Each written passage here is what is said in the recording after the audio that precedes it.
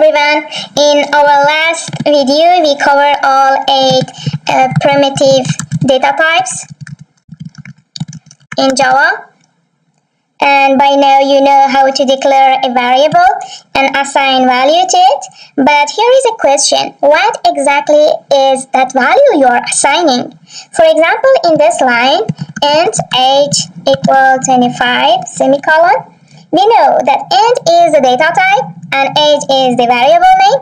But what is 25? 25 is what we call a literal. Literal. Today we are going to learn everything about literals in Java, what they are, the different ways to represent them, and some really interesting things about them.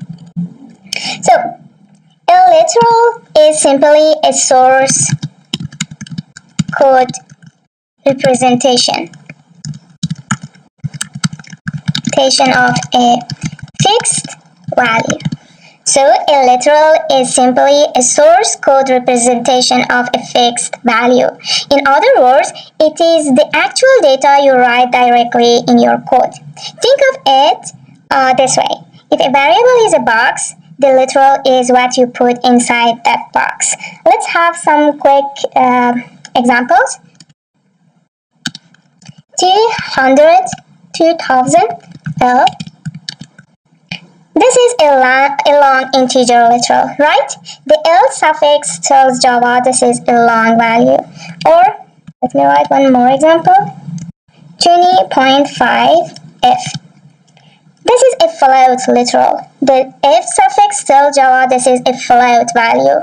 Or, let me write some more example like A. This is a character literal. Or, true. This is a Boolean literal. And finally, double quote, take over. This is a string literal. Every value you write directly in your code is literal. Simple as that. Now here is something really fascinating in Java. You can represent integer literals in 4 different ways. So, most people only know decimal, the normal numbers we use every day, but Java actually supports 3 other number systems too. Let me write one by one. The first one, decimal, base 10. This is the normal number system we all use in daily life. For example, we write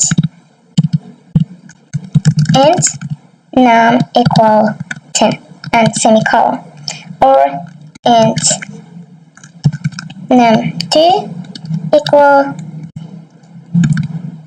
this number, a random number. Nothing special here, just regular numbers. So it was the first case. Let me just remove the space from here and make it to look different. So it was the first one. Now let's go for the second system. Binary base 2. Binary is the language of computers.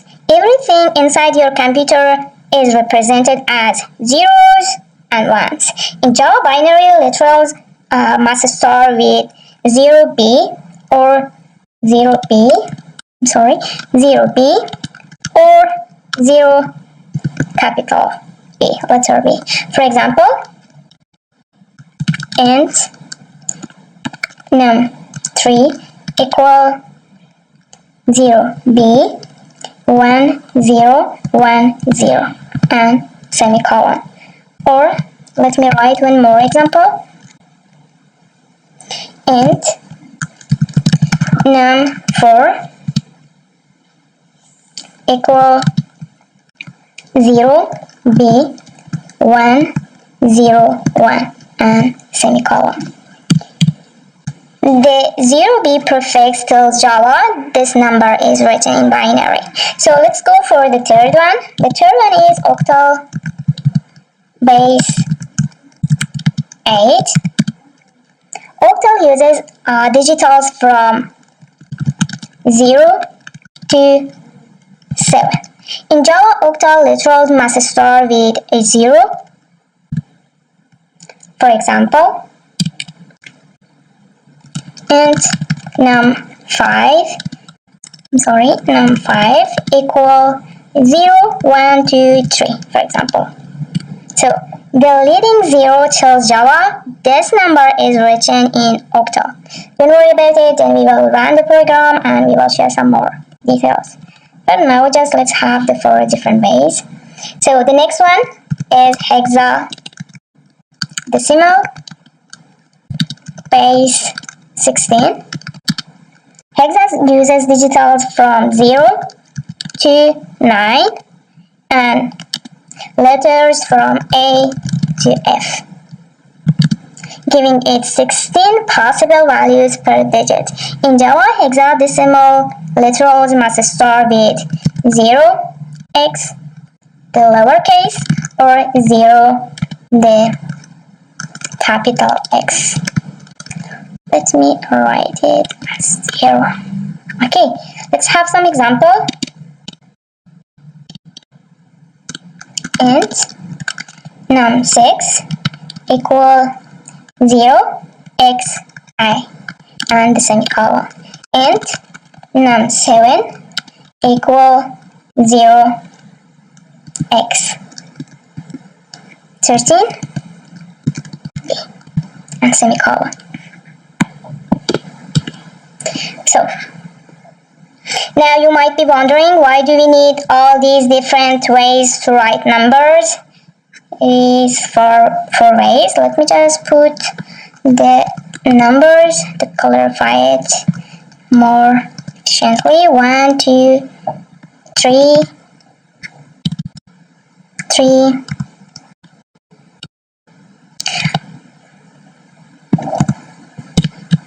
and 4. So now we want to know why we need all these 4 different ways to write numbers. Decimal base 10, binary base 2, octal base 8, and hexadecimal base 16. Different number systems are used in different areas of computing. Binary is used in low-level programming and electronics. Hexadecimal is widely used in memory addresses, color codes, and cryptography.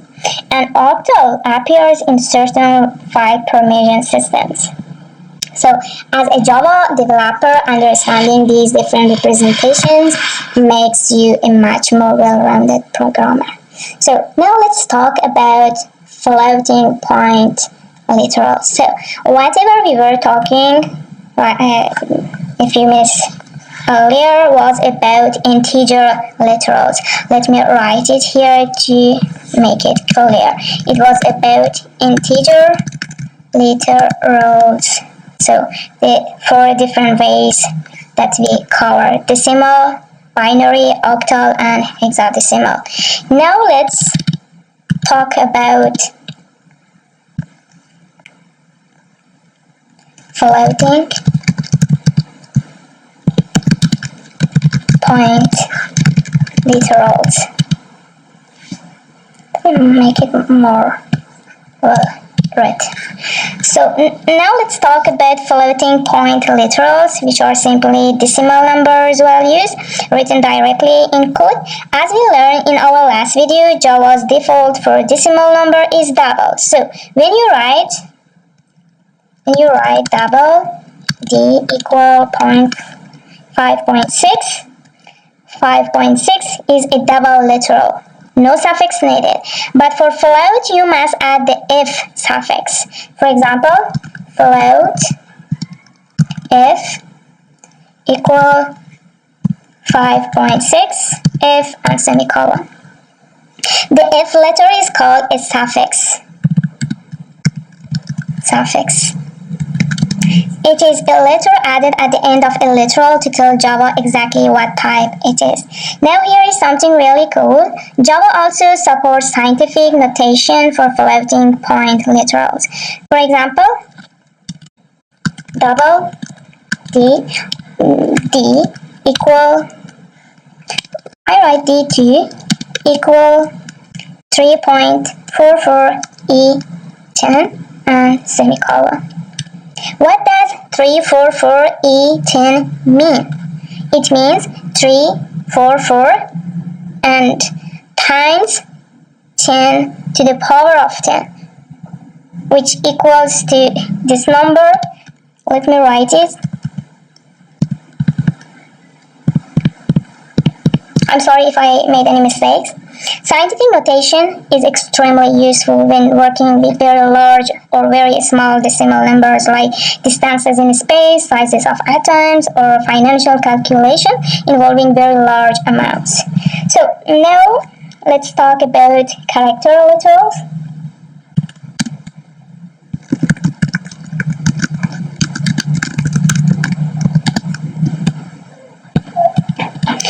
So a character literal is a single character written inside single quote.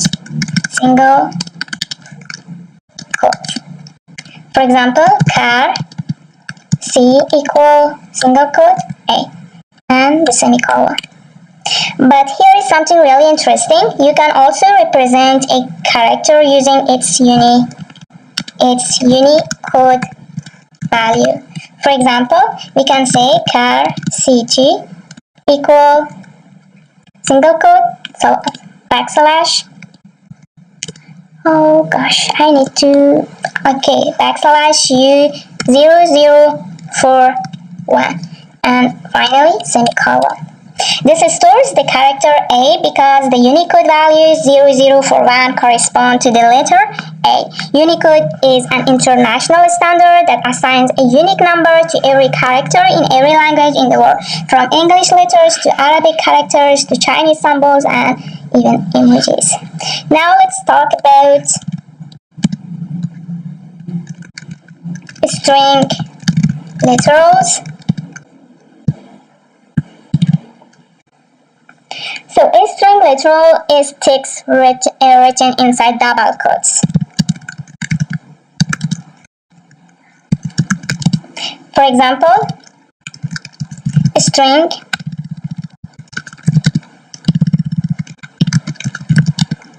name equal take power and the semicolon. Now a string is technically not a primitive data type. It is a non-primitive data type, but it's literal. So commonly used, that is worth covering here now. The most important thing to remember is difference between char and a string literal. So char uses only single quotes, but a string uses double quotes. Now let's cover the next one. Boolean literals. Boolean literals are the simplest of all. There are only two of them, true or false. For example, Boolean result equal true and semicolon. Boolean is so important to remember that in Java must be written in lower case. For example, if you write it like this, true or false, with a capital letter will cause an immediate error. So let's cover the next one, which is so important and an interesting one, underscore in numeric literals. Java allows you to use underscore between digits in number literal, just like we use comma in everyday numbers to make them easier to read.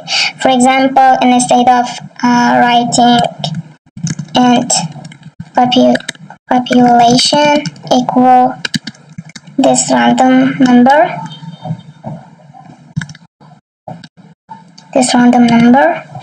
we can write int population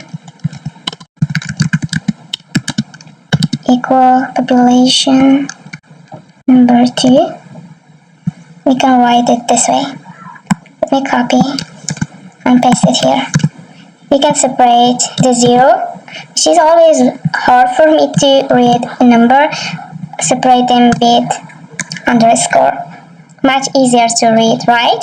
And the underscore works across different types of literals. For example, we can do the same even for float. Let me write it. Float num example equals to 3.4 underscore 56 and f and semicolon. There is just one rule. The underscore cannot appear at the very start or very end of a number. It must always be between digits. Now let's print each one. I just write suss out and add the name of each variable inside the parentheses.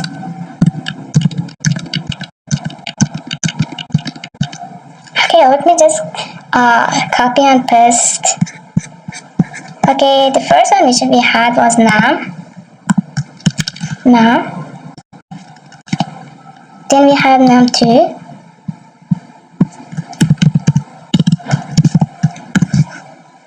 Then we had num3.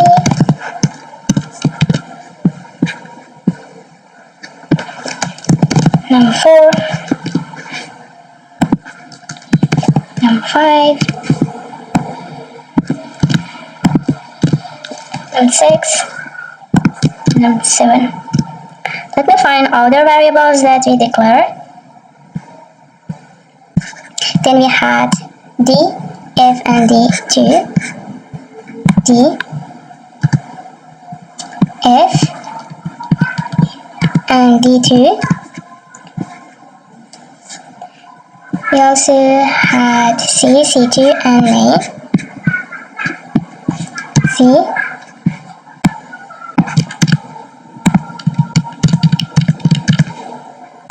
c2, main. Result population 2. Result population